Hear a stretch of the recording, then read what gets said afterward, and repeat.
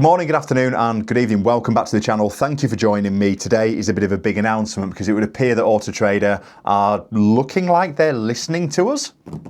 Potentially. There's big news just come through on an email here and I want to share it with you and share my thoughts as well, as I'm sure you're used to hearing. However, thank you for joining me and welcome to my home office. If you've not been in here before, it's because I've not filmed in here before. The only person who's been in here is the guy who helped me put that radiator in because it is chilly. I'm in the back of my garage at the moment. However, let's talk about the detail and what is going on. So, Autotrader have taken a back step on Deal Builder.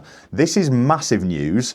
However, I'm still not convinced. I'm going to talk you through what's been said on this email that's come through and what I think it actually means. First of all, I think what it means is Autotrader are panicking. When you look at their share price, it was at around about £8 a share back in only 4 weeks ago, and it's now currently £6 a share. And they are doing lots of buying of their own shares at the moment in order to stabilise that market. I didn't want to talk about share price because that used to be my bag. It isn't my bag anymore. And there was a bit of movement on the share price at the start, and it's easy to get carried away and go, oh, because dealers are cancelling, it's moving.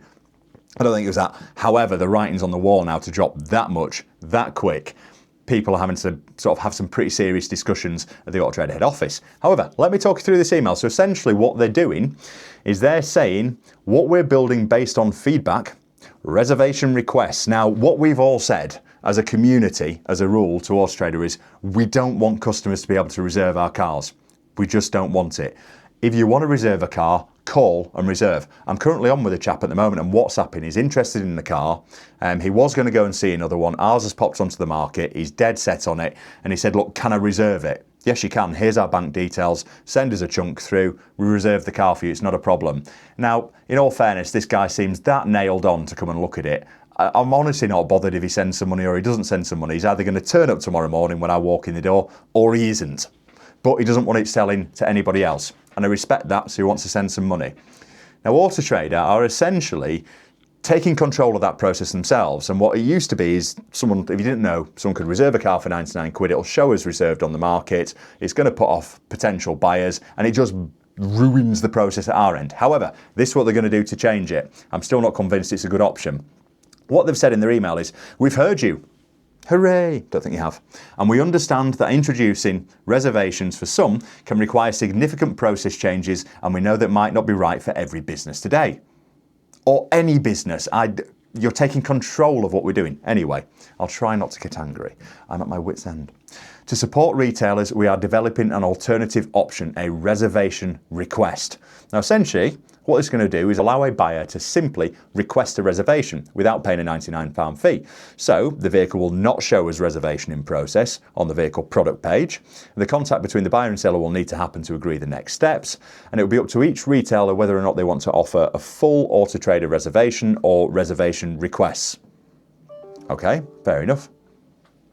Yeah, I thought that might have been an email from Autotrader, but no. And what they're doing at the moment is they've currently got customer advisory groups where they are getting dealers in to talk to them face to face about what they need to do to change. Now, this might seem on the face of it like really positive news, and I do think that it is positive news that Autotrader are changing or looking like they're changing.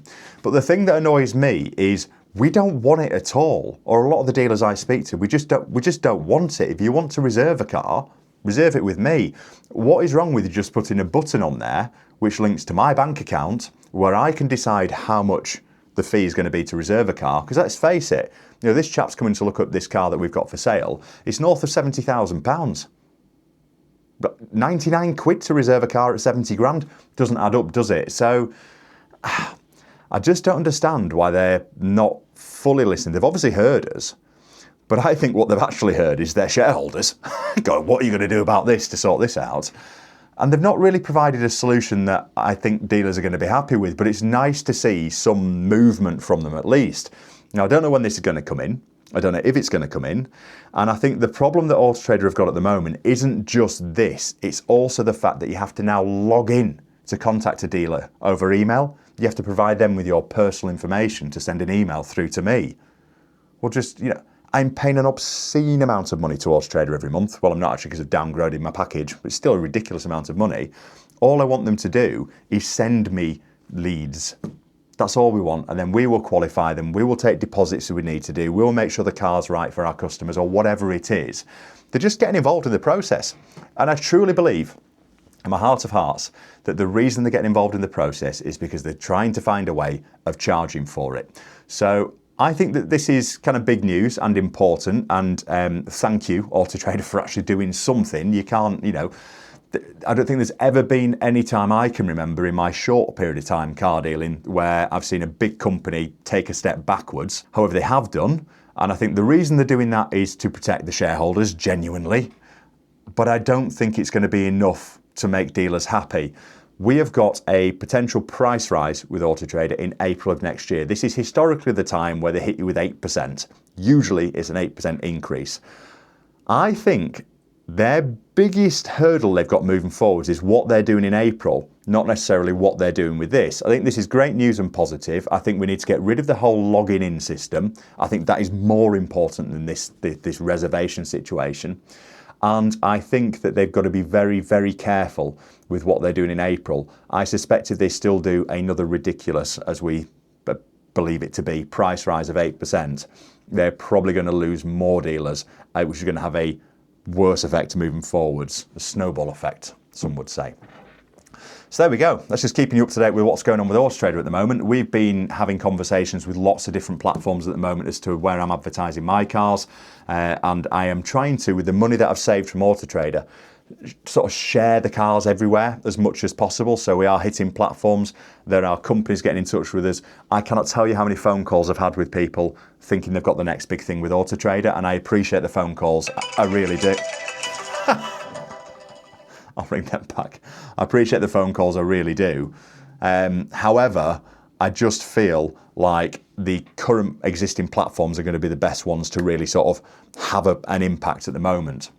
So that is where we're at the moment. I'm going to dive off because that could well be a customer wanting to get in touch and I don't want to stay here. It's currently a Monday. I work from home on a Monday and I sit in this office with my little diffuser on and like to put the world to rights and get some calm in my business before we kind of hit the week on Tuesday. Everybody has a day off on Monday, except me. Anyway, hope you've enjoyed that. Thanks for joining me, and I look forward to speaking to you on the next one. We've got lots of interesting stuff happening by the end of the year, and I'll of course keep you posted with what is going on here. Thank you, and I'll see you soon. Cheers.